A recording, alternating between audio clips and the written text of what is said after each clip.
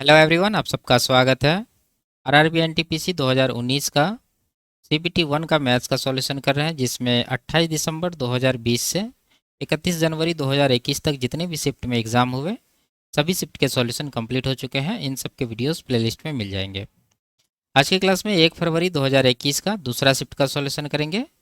इसका पहला शिफ्ट का वीडियो भी प्लेलिस्ट में मिल जाएगा और इन सब का सॉल्यूशन पहले ही कंप्लीट हो चुका है। इनके वीडियोस देखने के लिए प्लेलिस्ट विजिट कर सकते हैं, लिंक नीचे डिस्क्रिप्शन में दिया गया है।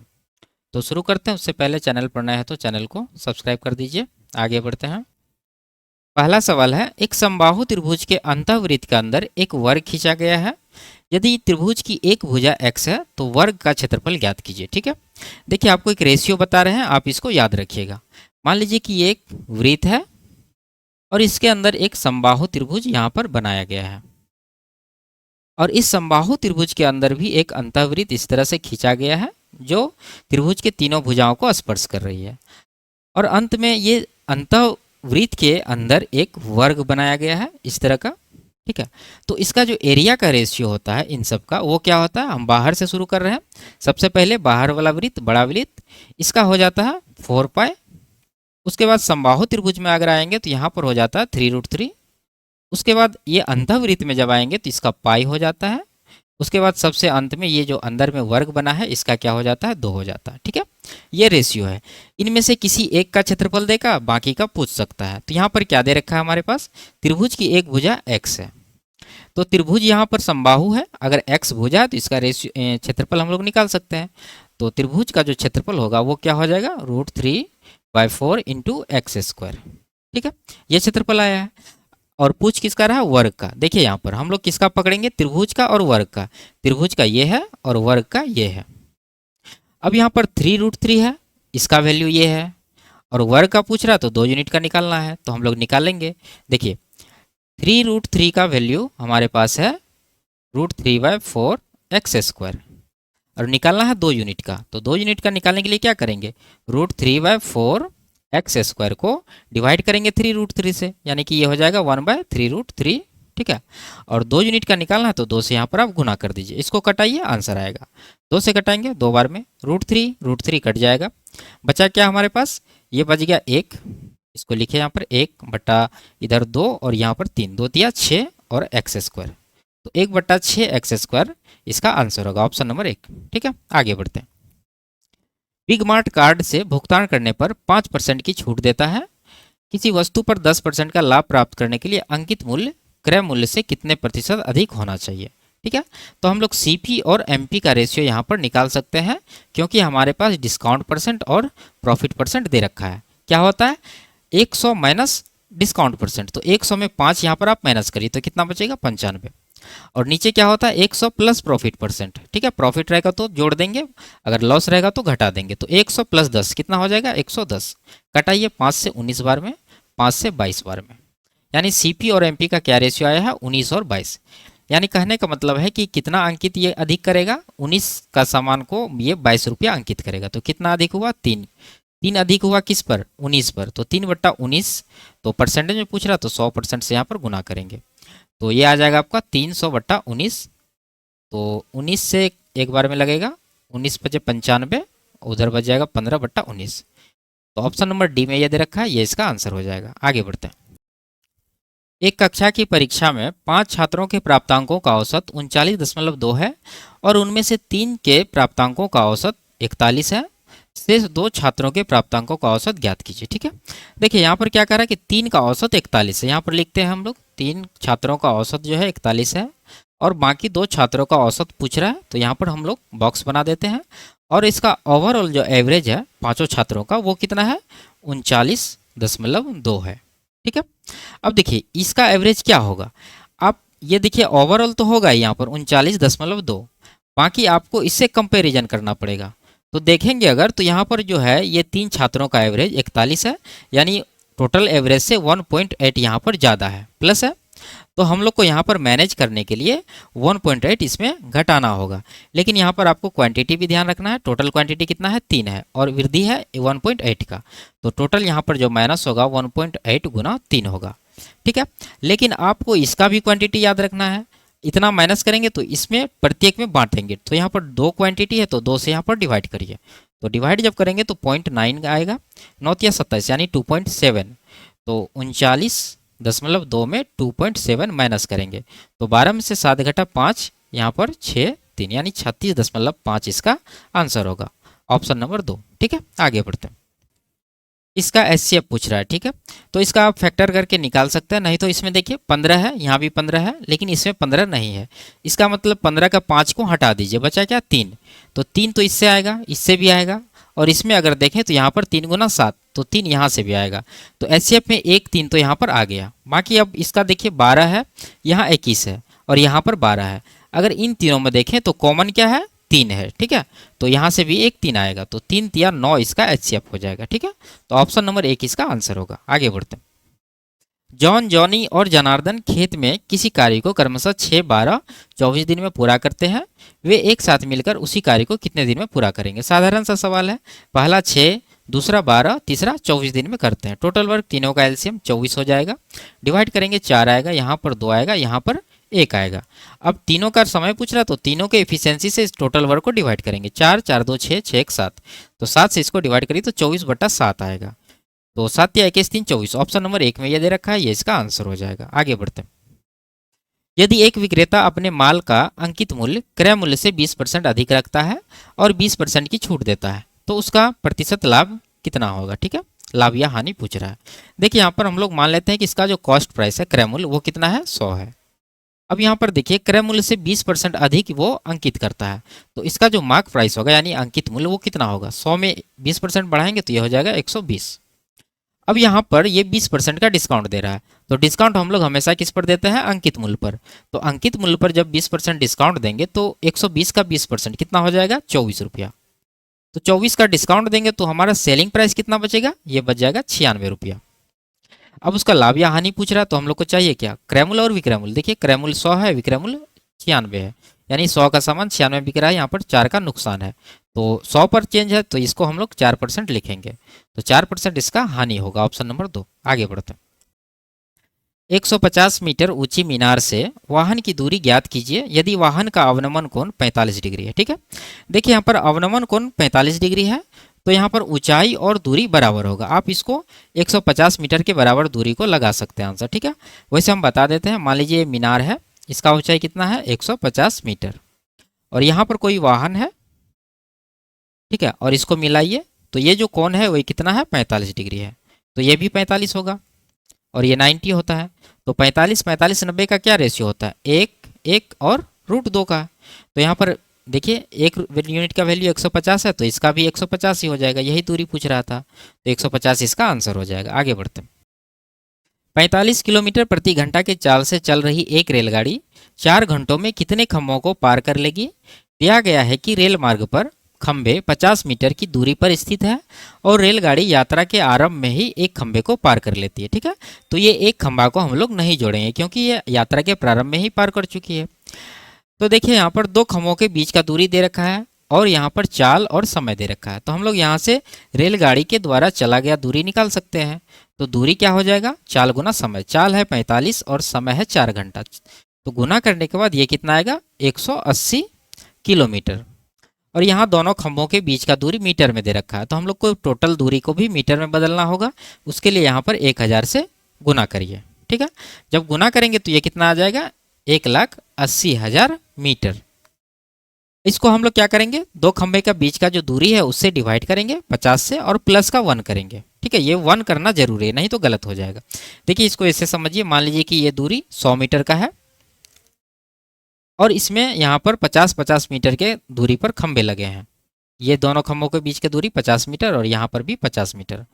अगर आप यहाँ पर टोटल दूरी में एक खंभा के बीच के गैप से डिवाइड करेंगे यानी 50 से डिवाइड करेंगे तो कितना आएगा? 2 आएगा, जबकि यहाँ पर खंभे कितने हैं? 1 2 3 खंभे हैं। ठीक है, तो इसीलिए एक खंभा एक्स्ट्रा इसमें हम लोग को जोड़ना होता है, तो वही यहाँ पर जोड़े हैं। 0 0 काट देते हैं, 5 से कटाएंगे इसको, ये कट जाएगा 3600 बार में। 3600 प्लस 1, 3601 इस सवाल का आंसर होगा, ऑप्शन नंबर डी। आगे बढ़ते हैं। एक चुनाव में एक उम्मीदवार जिसने 37% मत प्राप्त किए और विजयी उम्मीदवार से 5,20,000 मतों के अंतर से हार गया। ठीक है, इस चुनाव में दोनों उम्मीदवारों को डाले गए मतों की कुल संख्या ज्ञात कीजिए। देखिए, मान लेते हैं कि मतों की कुल संख्या कितना है, 100 है, जिसमें कि 37% कौन प्राप्त किया है, हारने वाले, तो 37 मिला होगा। और जीतने वाले को कितना मिला होगा, देखिए 100 में से 37% इसको मिल गया, तो बाकी बचा कितना, 63%, तो 63 मिला होगा जीतने वाले को। अब यहाँ पर हारने वाला ये है, जीतने वाला ये है। ठीक है, तो इन दोनों के बीच का गैप कितना है, हार जीत का गैप, अगर यहाँ पर अंतर लेंगे तो कितना बचेगा, 13 में से 7 घटेगा 6 और यहाँ पर 2, 26। तो इसी 26 यूनिट का वैल्यू हो जाएगा ये जो वोट का गैप है हार जीत का, कितना है, 5,20,000। तो यहाँ से पूछ क्या रहा, कुल मत, कुल कितना माने थे हम लोग, 100, तो 100 का यहाँ पर निकालेंगे। देखिए अगर इसको डिवाइड करेंगे तो ये कितना आएगा, 2 और उस पर 4 जीरो, तो आप इसको 20,000 गुना यहाँ पर लिखेंगे, तो 20,000 गुना 100 करेंगे तो ये कितना आ जाएगा, 2 लाख। ठीक है, तो 2 लाख ऑप्शन नंबर 2 में है, ये इसका सही आंसर हो जाएगा। 2 लाख नहीं, 20 लाख। ठीक है, यहाँ पर 4 जीरो है और यहाँ पर 2, 6 जीरो, तो यहाँ पर 20 लाख हो जाएगा। आगे बढ़ते हैं। 120 के विषम और सम भाजकों की कुल संख्या क्रमशः कितनी है। ठीक है, यानी विषम और सम गुणनखंडों की संख्या यहाँ पर पूछा जा रहा है। तो देखिए सबसे पहले 120 को अभाज्य गुणनखंड में तोड़ेंगे, तो 120 को कैसे लिख सकते हैं, 8 तिया 24 पंचा 120, तो 8 को लिखेंगे हम लोग 2 पर पावर 3 गुना 3 गुना 5। अब यहाँ पर पहले हम लोग विषम गुणनखंडों की संख्या निकालेंगे, उसके लिए आपको ये जो 2 पर पावर 3 है इसको पूरी तरह से यहाँ से हटाना होगा। ठीक है, विषम गुणनखंडों की संख्या निकालने के लिए जब इसको आप हटा देंगे तो अंदर बच जाएगा क्या हमारे पास, ये 3 और 5, इस पर पावर क्या है, 1 है। तो यहाँ पर गुणनखंडों की कुल संख्या निकालने के लिए हम लोग क्या करते हैं, पावर में 1 जोड़ के गुना करते हैं। तो यहाँ पर 3 पर पावर 1 है तो इसमें 1 जोड़ने के बाद 2 होगा। यहाँ पर 5 पर पावर 1 है, इसमें 1 जोड़ेंगे तो 1 1 2 हो जाएगा, तो 2 दूना 4, तो ये 4 क्या आ गया, ये विषम गुणनखंड है। ठीक है, तो विषम यहाँ पर ऑप्शन नंबर 3 में दे रखा है, विषम 4, यहाँ पर आंसर लगा सकते हैं। बाकी आप सम का भी इस तरह से निकाल लीजिए। देखिए यही है यहाँ पर तोड़ा हुआ, 2 पर पावर 3 गुना 3 पर पावर 1 गुना 5 पर पावर 1। अब यह सम भाजकों का संख्या निकालना है, तो हम लोग क्या करेंगे, 2 का मल्टीपल होता है सम, तो 2 को बाहर करेंगे, बाकी अंदर बच जाएगा 2 पर पावर 2, उसके बाद 3 पर पावर 1, उसके बाद 5 पर पावर 1। अब यहाँ सबके पावर में 1 1 जोड़ के गुना करेंगे, तो 2 प्लस 1 3 हो जाएगा, यहाँ पर 2 हो जाएगा और यहाँ पर भी 2 हो जाएगा, तो 3 दूना 6 दूना 12, तो 12 हो जाएगा कि क्या, इसका सम गुणनखंड है। तो 4 और 12 इस सवाल का आंसर होगा, ऑप्शन नंबर 3। ठीक है, आगे बढ़ते हैं। यदि x प्लस 1/x 2 है तो इसका मान ज्ञात कीजिए। ठीक है, आप दोनों तरफ स्क्वायर करके भी बना सकते हैं, नहीं तो x का एक एक वैल्यू यहाँ पर है। ठीक है, 1 प्लस 1 2 हो जाएगा, उसी तरह यहाँ भी रखिए 1 का स्क्वायर 1 प्लस 1, यहाँ भी 1/1 हो जाएगा, तो कुल मिला के 1 1 2 इस सवाल का आंसर होगा, ऑप्शन नंबर 3। आगे बढ़ते हैं। इसका मान निकालना है तो परिमेयकरण करना पड़ेगा।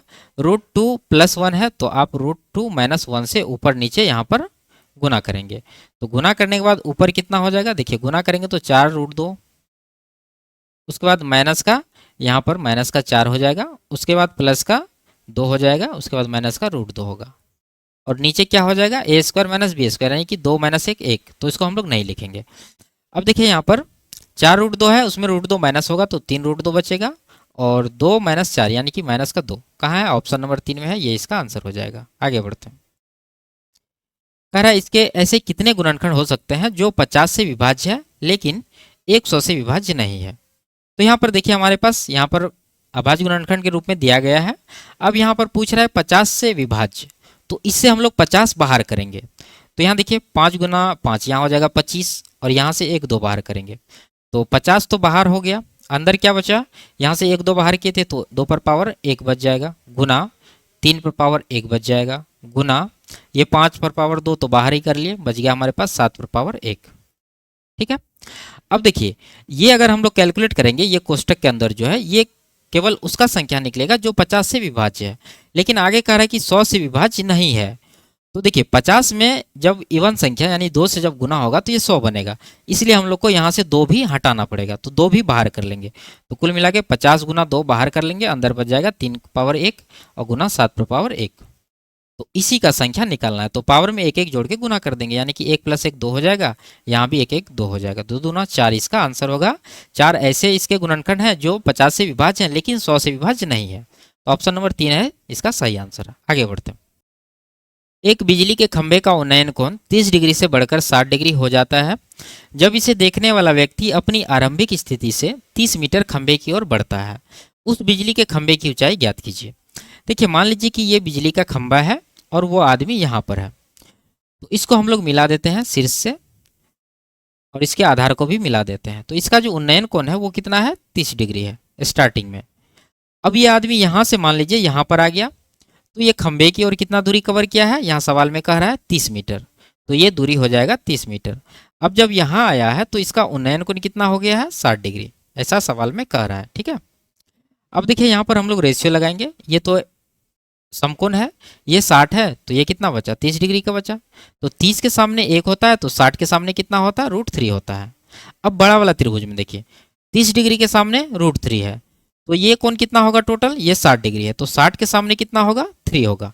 √3 का √3 गुना 3 हो जाएगा, यानी ये पूरा नीचे वाला जो दूरी है वो कितना है, 3 है।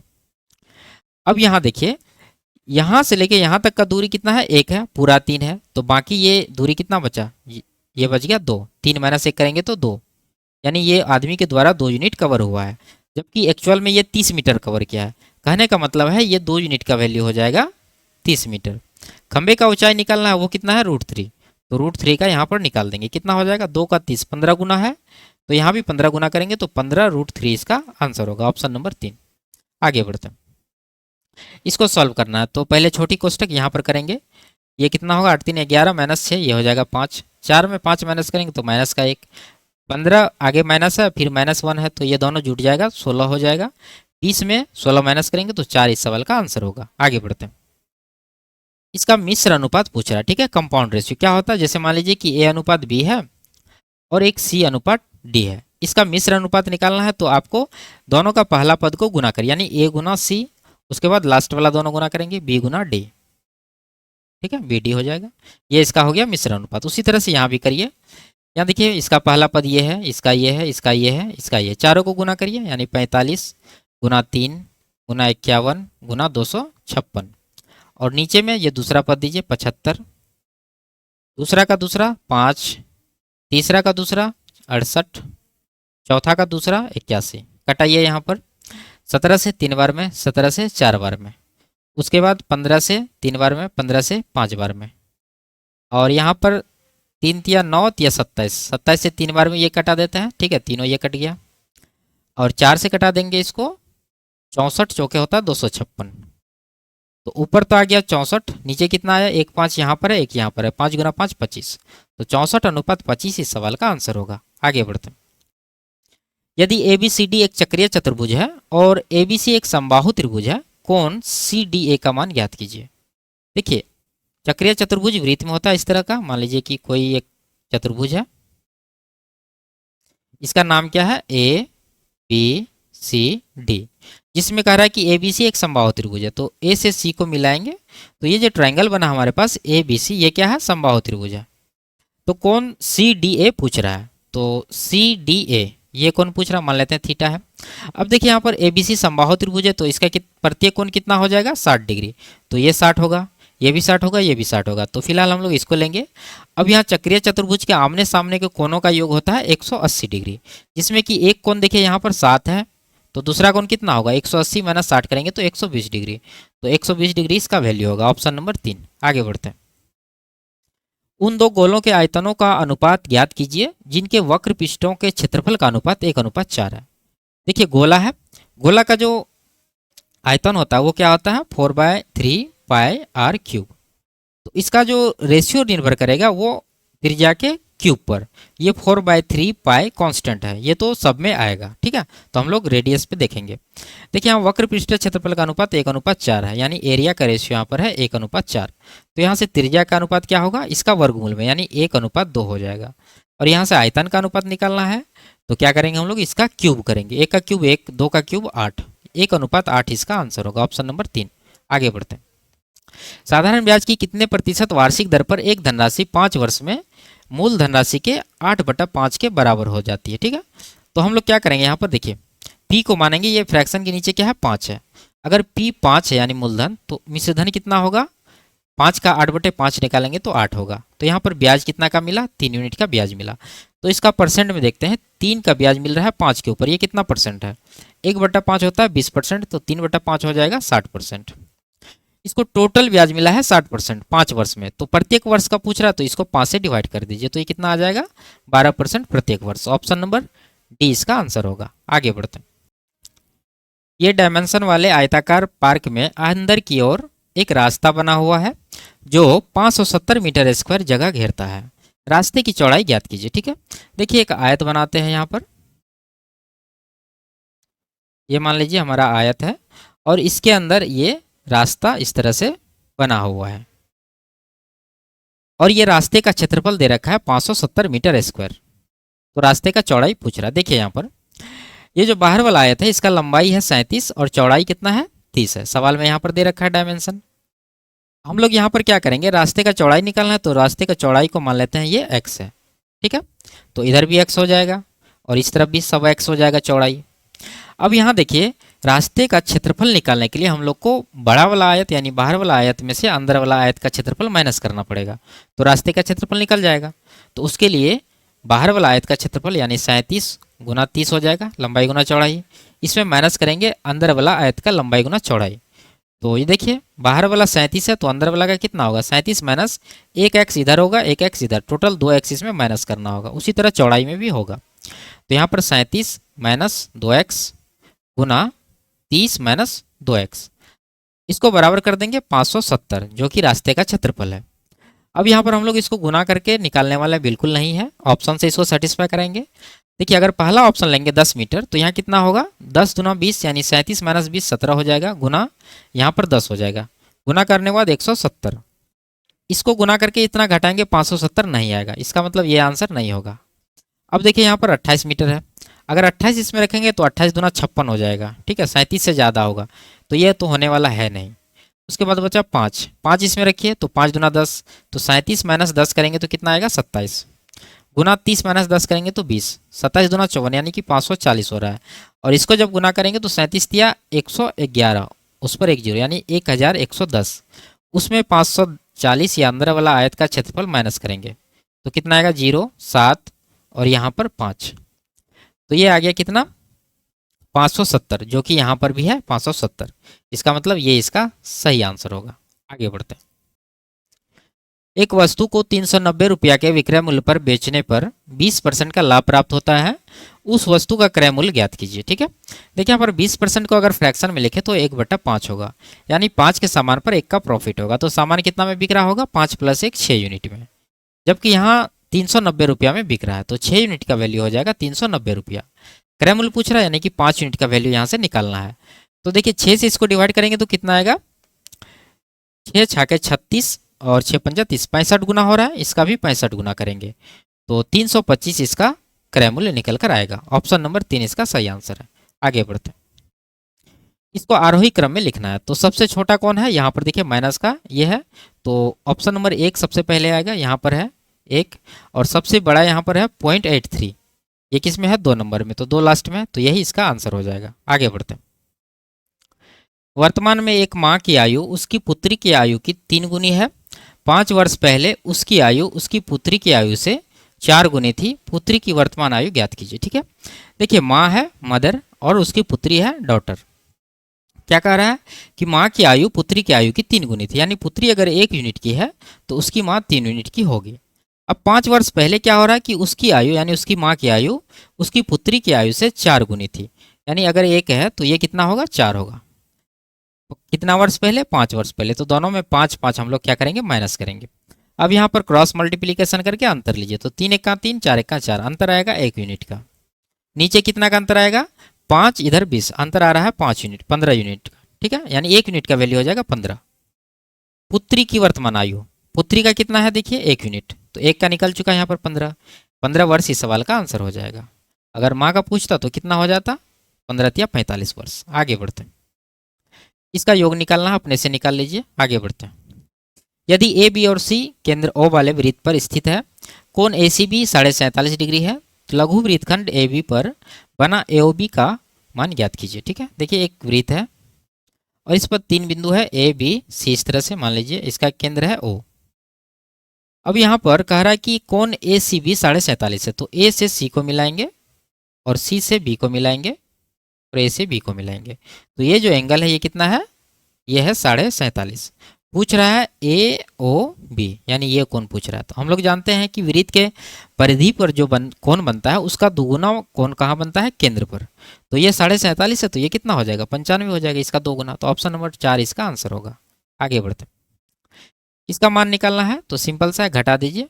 इकाई अंक अगर देखें तो 2 है, यहाँ 4 है, तो 12 में से 4 घटा 8, एक ही ऑप्शन में है, तो ये इसका आंसर हो जाएगा। आगे बढ़ते हैं। नरेंद्र एक कार्य को 10 दिन में पूरा कर लेता है, अमित उसी कार्य को 12 दिन में पूरा कर लेता है। उन दोनों को एक साथ मिलकर उसी कार्य को पूरा करने में कितना दिन लगेंगे। ठीक है, तो साधारण सा 10 गुना 12 करिए और नीचे दोनों को जोड़ के यानी कि 22 दीजिए। कटाइए 11 5, 60/11। तो ये कौन सा ऑप्शन है, 11 × 5 = 55, 5 60, ये ऑप्शन नंबर 1 इसका आंसर होगा। आगे बढ़ते हैं। इसका मान निकालना है, यदि ये इसके बराबर ये है, यानी इसका वर्गमूल है, सीधा सीधा बैठाते जाइए। 2 अंक के पहले है तो वर्गमूल में 1 अंक के पहले हो जाएगा, यानी कि 5.4 हो जाएगा। इसका कितना होगा, 4 अंक है तो वर्गमूल में 2 अंक के पहले होगा, यानी 0.54 हो जाएगा। उसी तरह से यहाँ पर भी हो जाएगा, उसी तरह से यहाँ पर भी हो जाएगा। एक एक अंक आगे बढ़ाते जाइए, सबको जोड़ दीजिए। 4, यहाँ पर 9, यहाँ पर 9, यहाँ पर 9, यहाँ पर 5। ऑप्शन नंबर 1 में है, ये इसका आंसर होगा। आगे बढ़ते। नरेंद्र की माँ की आयु नरेंद्र की आयु की 4 गुनी है। 4 वर्ष पहले उसकी माँ की आयु उसकी तत्कालीन आयु से 6 गुनी थी। उन दोनों के वर्तमान आयु ज्ञात कीजिए। ठीक है, तो इस तरह का सवाल अभी पहले कुछ देर पहले हम बता चुके हैं। ठीक है, आप अपने से इसको सॉल्व कर लीजिए। आगे बढ़ते हैं। यदि a अनुपात b 3 4 है तो इसका मान निकालना है। तो साधारण सा है, a और b का वैल्यू यहाँ पर रख दीजिए। तो वैल्यू रखेंगे तो इसका मान क्या होगा, 5 × 15 माइनस b का मान है 4, तो 4 × 12। नीचे क्या हो जाएगा, 7, a का मान 3 है तो 7 × 21 प्लस b का मान 4 है तो 4 दूना 8। तो माइनस करेंगे तो ऊपर 3 आएगा, नीचे 21 8 29, तो 3/29 इसका आंसर होगा। आगे बढ़ते हैं। गीता एक होटल को 20 दिन में साफ कर सकती है और रीता उसी होटल को 30 दिन में साफ कर सकती है। दोनों मिलकर होटल को कितने दिन में साफ करेगी। उसी तरह है, गुना कर दीजिए 20 × 30 और नीचे दोनों को जोड़ के 50 दे दीजिए। कटाएंगे इसको 5 से 6 बार में, 6 दूना 12 दिन इसका आंसर होगा। ऑप्शन नंबर 1, एलसीएम लेके भी बना सकते हैं। आगे बढ़ते हैं।